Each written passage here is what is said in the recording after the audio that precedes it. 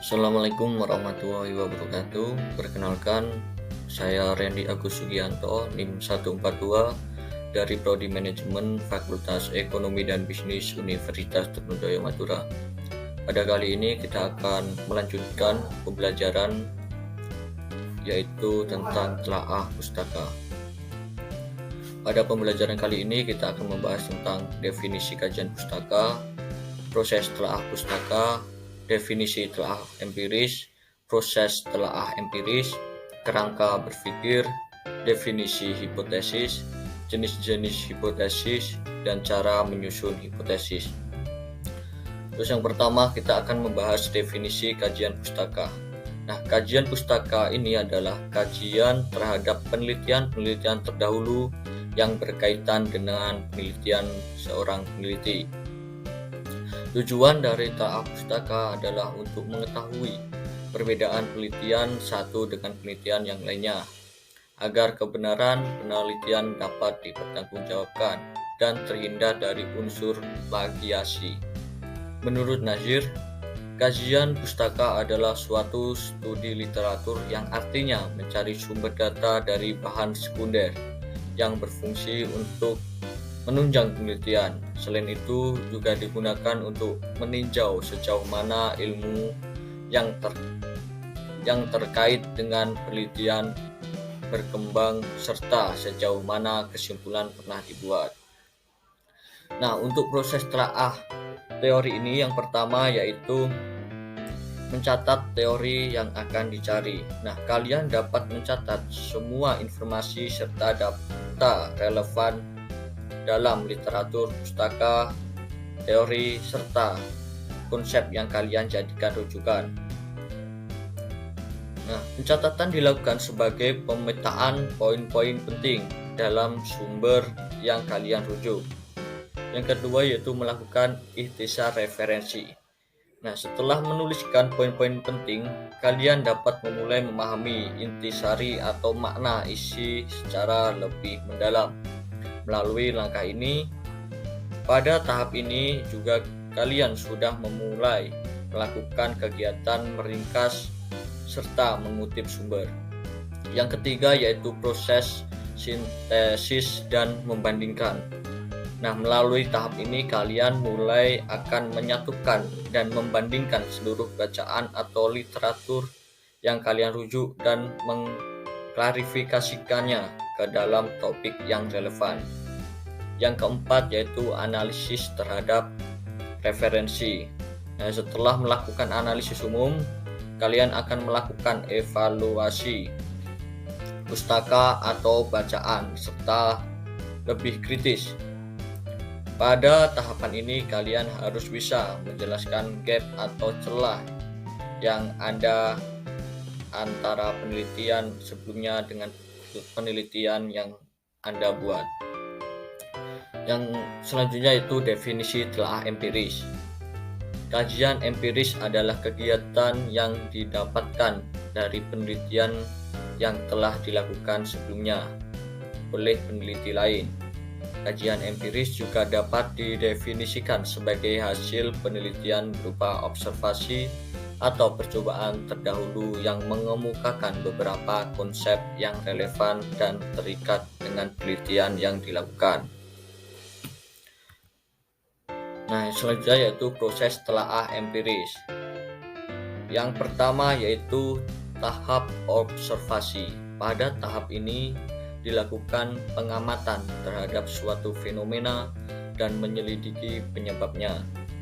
Yang kedua yaitu tahap induksi. Pada tahap ini dilakukan perumusan hipotesis sebagai penjelasan umum dari fenomena yang diamati sebelumnya. Tahap yang ketiga yaitu tahap dedukasi. Tahap dedukasi merupakan tahapan eksperimen yang berperan untuk menguji hipotesis. Yang keempat yaitu tahap pengujian. Tahap ini menjadikan proses pengujian hipotesis melalui pengumpulan jenis data penelitian.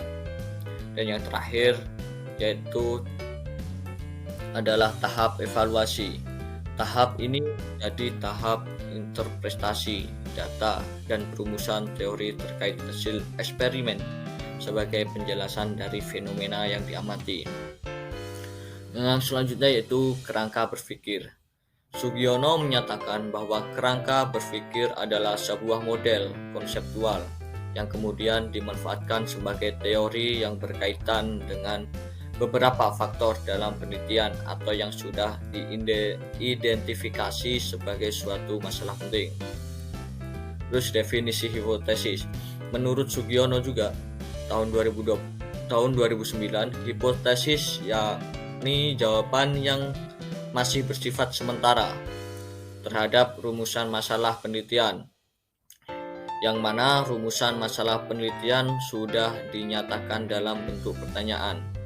Hipotesis maka dikatakan sementara karena jawaban yang diberikan baru berdasarkan pada teori. Nah, jenis-jenis hipotesis. Hipotesis dapat dibedakan menjadi dua, yakni hipotesis kerja dan hipotesis nol. Yang pertama yaitu hipotesis alternatif. Hipotesis alternatif atau kerja kerap juga disingkat HA. Namun ada kalanya hipotesis disimpulkan dengan H1. Jadi hipotesis kerja ini berfungsi untuk menyatakan hubungan antara variabel X dan variabel Y. Hipotesis ini juga bisa menunjukkan adanya perbedaan antara dua kelompok hipotesis dan menjelaskan adanya hubungan antara variabel dengan variabel lain. Contohnya ada hubungan antara tingkat kemiskinan dan kesediaan lowongan pekerjaan. Yang kedua yaitu hipotesis nol. Sedangkan hipotesis nol biasanya disimpulkan dengan HO.